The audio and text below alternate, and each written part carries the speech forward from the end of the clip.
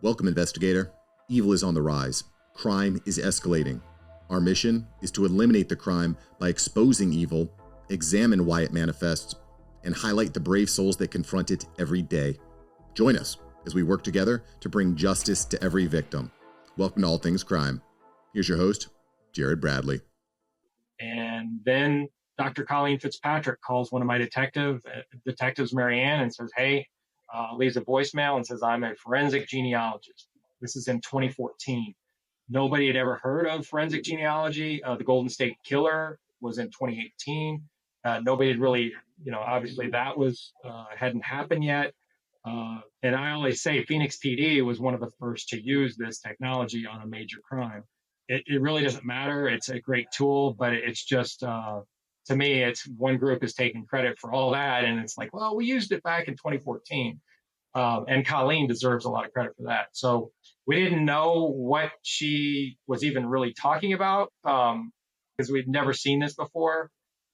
She said, I'm coming to a convention at an area called the Biltmore in Phoenix, and would love to come talk to your group. And I called the DNA supervisor, Kelly, and I said, hey, what do you know about forensic genealogy and its application towards solving murders? She said, Troy, I'll go talk to her. I'll meet her. I'll kind of assess her, but I think it's worth a try. It's at this point. So two detectives pick her up, bring her down to headquarters. She basically goes through about an hour dissertation on exactly how she does what she does. It goes over our heads as far as I think all of us were just exhausted. We don't have a PhD from Duke in physics. And again, she's brilliant. So basically she said, it'll be, I think $750. I'll do it. Now, as a sergeant, I was a tenured sergeant. I knew if there's a dollar associated with it, getting the upper echelon, the managers to pay for that would be difficult. If it was kind of pro bono, then it would be something that they would be like, oh, okay, let's try it. As long as we assured them it wouldn't endanger our case. So I wrote up this big, long memorandum. We talked to the upper chain of command. There was words of, hey, this is voodoo magic. This is, what is this? Witchcraft and all this stuff. And my team kept assuring them there's no downside risk. We spend $750 on sending one detective back anywhere in the country to get DNA. Let's just try this. It's cutting edge. It's new. We vetted it out with the county attorney. We vetted it out with Kelly from the lab. We're good. So finally, after a lot of hand wringing upstairs, we called it the fourth floor. They decided, hey, let's move forward with it. And I remember getting a call. We gave the sequencing. We literally just gave the numbers to, and that's all I understand on the end of it. Kelly could explain more. We gave her the numbers and to Colleen, and basically she called me. And I remember we had a baby, 6 months old. The whole extended family was in town. And I get this call, and I take it in the other room, and then she's like, I think his name is Miller. His surname is Miller. And I'm like, well, that's not Smith, as common as that, but it's pretty common. But needless to say, I need to check the files. So I broke away from the extended family, apologized, went in, had my organization detective pull. There are all these files scattered all over. Say, hey, pull the Miller files. He drops it off, says, have fun. There's 5 files of Miller. So I begin looking through, and the first couple don't excite me. When I got to file number 668, was Brian Patrick Miller, relatively thick, and it had all the precursors, if I'm using that right, of a serial killer. You had your curfew, your arson, he had stabbed a woman in the back for no reason and sent chills up his spine. Miller was just jumped off the page. I called an emergency squad meeting and everybody got excited. But we had been excited before. This, again, had been a 3.5-year journey of ups and downs. Plus, he didn't really fit with this kind of, excuse me for saying, a badass military guy. He was this real skinny, dorky kid. He looks, like he should bet on Revenge of the Nerds. And how is he going to overcome these 2 athletic girls riding their bikes that are not going to stop for this kind of nerdy fellow? What ruse did he use? How did he do it? There were so many questions. But with all that said, we started to really dig look at his social media, look at who Bryan Patrick Miller is, and it just continued to get better because he's this zombie hunter. He had taken a police car from auction and basically designed it as a zombie hunter mobile with a mannequin all bloody hanging out. He dressed in this trench coat and with this big Gatling gun with a mask. So he just was he was big in Comic-Con and big in this steampunk. And I knew nothing about either. There's a lot of good people that do this, but Bryan Patrick Miller obviously was hiding amongst them. And so it was just bizarre, all the stuff. And you had stuff from kind of this Edgar Allan Poe, this Lenore, the cute little dead girl. And you had also a Saint Maria Goretti, if I'm pronouncing your name right, was the patron saint of rape victims on his social media. So there are all these tidbits of, wow, this guy's really looking good. Another thing that's important is we put him at the scene of basically in the area at the time of the crimes. And he was here. And he loved bikes, he loved cars. So things are just adding up and we're checking boxes. But we decided, hey, we need to get this guy's DNA. A lot of the specialty, the guys that are really good at the sneak and peek, the surveillance, they're off for the holidays. We deploy our team of detectives to do that surveillance. It doesn't work. He works at an Amazon distribution facility on the west side of town. He every break goes and sits in a zombie hunter car and rocks loud Metallica or really loud like heavy metal music. But he doesn't discard anything. He doesn't throw out any. He's a model citizen. He doesn't throw any cigarette butts out. He doesn't no straws, no nothing like that. So one of my detectives, Clark, came up with a brilliant idea. He said, I remember he called me one night and he said, hey Troy, he said, I'd like to pose as a manager of the business just north. And basically what I'm going to tell Bryan is there's been a lot of theft going through this parking lot. And we noticed that he sits in the parking lot a lot. And we'd like to hire him as kind of the security watcher of the parking lot, so to speak. And could basically, they work together and that kind of thing. So they set up this future interview at a restaurant. And we ended up about a week later, we called Bryan. Bryan took the bait. We set up, we went to a Chili's restaurant kind of in that area of Metro Center where the murders happened and had great cooperation from Chili's, basically made sure all the utensils were clean. It was a controlled environment. We met with Bryan. Bryan ate a whole cheeseburger and fries and he took one drink. And I think it was frustrating. Clark was sitting across from him and he's like, just take a drink so you can get your DNA. So that was, and we didn't do a lot of undercover surveillance. And so we were excited. This could be our canal killer, serial killer, but he doesn't really look like it.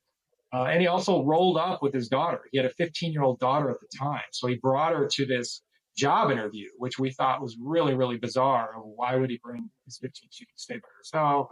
But, at this point, he was kind of a different cat, so to speak.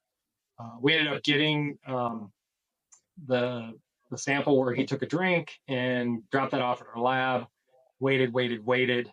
And basically 2 weeks later, the lab comes into a pretty boring grant meeting and they just storm in. And we were kind of freaked out because we said, hey, they have a really nice building across the street. And we have kind of a worn down headquarters. They never come over here. We always go to them. So what are they doing? And Kelly said, our team said, it's him. You got him. So I'll stop there. If I don't know if you have any questions or. Yeah, I've seen that Phoenix lab. It's pretty nice. So I can't imagine why you wouldn't go over there as often as you can. Anyway, that's incredible. It's amazing the forensics genealogy now that it can take, and it's almost the exact same scenario as you were talking. I was like, man, the Golden State Killer, they went from thousands and thousands of potential suspects down to like 6. And you guys, with Colleen's help, was able to narrow all of your suspects down to 5. And then, to even say, nope, it's this is his last name. It's just incredible how they do it, and all the conferences that are going on right now, it seems, are all focused on this forensics genealogy, because all these other areas have been developed to the point where most detectives understand them, especially like typical the CODIS STR type of DNA. But now with this new movement toward the forensics genealogy, it sprung up with almost like a whole new technology where you have these databases called like GEDmatch and others that it's just phenomenal what they can do now. And I just, it just sends chills down my spine to think that, we now have this new super powerful tool, and the more detectives learn about it, the more they're able to at least narrow down the suspect pool to specific family lines and maybe like second or third cousins. And it just, it gives them, then it's just one more cog in the wheel. You have that much more traction where you can eliminate other suspects, which most people don't understand the amount of time. And you kind of, I really appreciate you describing everything that you were doing prior to running into Colleen, because all of those areas that you were investigating, those take time. It takes money, it takes resources to investigate these different, almost like theories, but you're trying to narrow down who your potential suspects would be. And now that DNA can do that, in many cases, is just phenomenal. So, wow, what a great story! And then, so you narrowed it down, you finally got his DNA. What was it like once once the lab came into your office and said we got him? Which is interesting too. Why didn't they just call? I think they tried, but this was so big they wanted to deliver it in person. And it was because they had worked so hard, we had worked so hard, and it was just it was a moment where we were shocked. I think it was kind of like hearing, I can only imagine, like a war's over, and it's like, what, what's going on? And we all embraced and hugged and kind of had that moment. And I still kind of get choked up about it because it was just, not only was it we got you, Brian Patrick Miller, we gave justice to those girls, but also the families. And we swiftly reached out to them because we knew this would be a massive news story. We wanted to tell them first, but they were spread across the United States. So we made sure that was done, through local authorities. And then we talked to them, on the phone. But yeah, it was massive. There was a euphoria, but then that quickly, as you know, with the serial killer investigation, it grew legs. From the moment I told my lieutenant, it went up the chain all the way to the chief's office and probably the mayor and that kind of thing.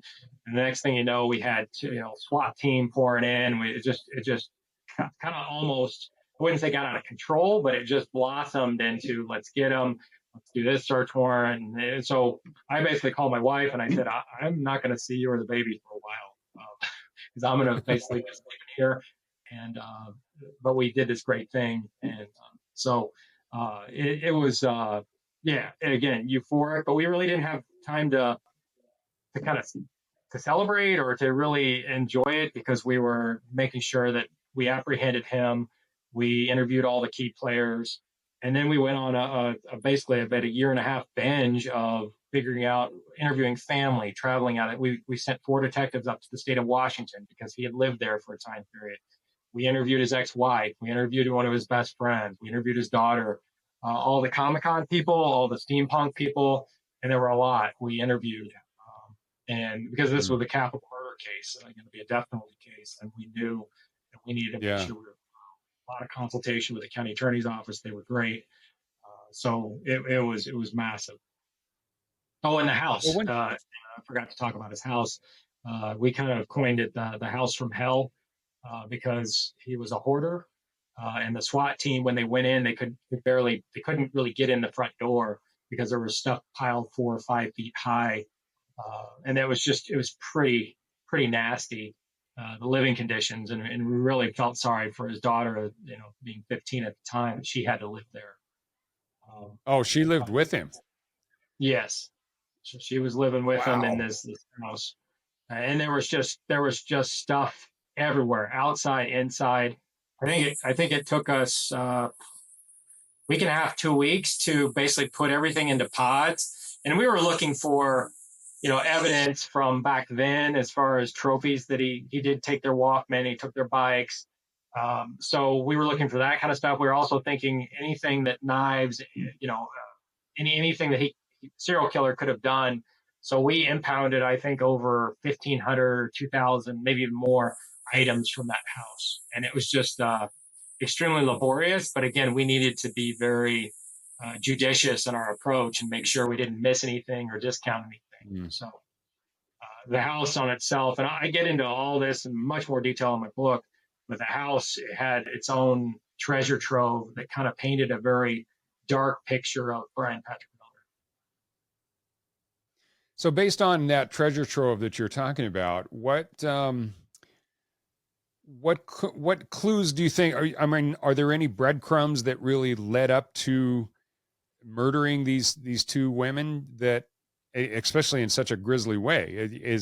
Was there any kind of an escalation starting with, I don't know, maybe when he was a teenager he was killing small animals or anything like that, but is there any kind of escalation, or is this just kind of like all of a sudden this guy's this zombie hunter and is killing women? So that was one of our tasks, was to put together a timeline to figure out where he had been and how he had developed. And we found out his dad was in the military and was killed in a motorcycle accident when Bryan was 5 in Hawaii. His mom had been a detention officer out in Hawaii. She subsequently moved back with Bryan to Phoenix, where they moved in with the grandparents.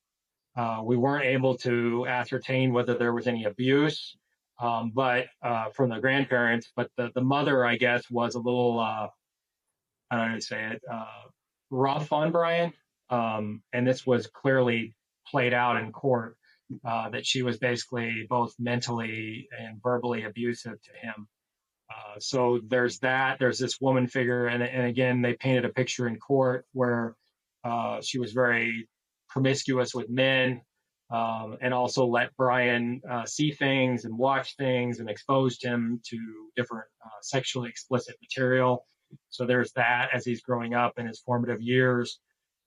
He has a lot of curfew and running away and problems as a juvenile. Ends up, several times he's written up like on a bus report of having this explosive anger. He set a garbage can on fire in, I think it's middle school.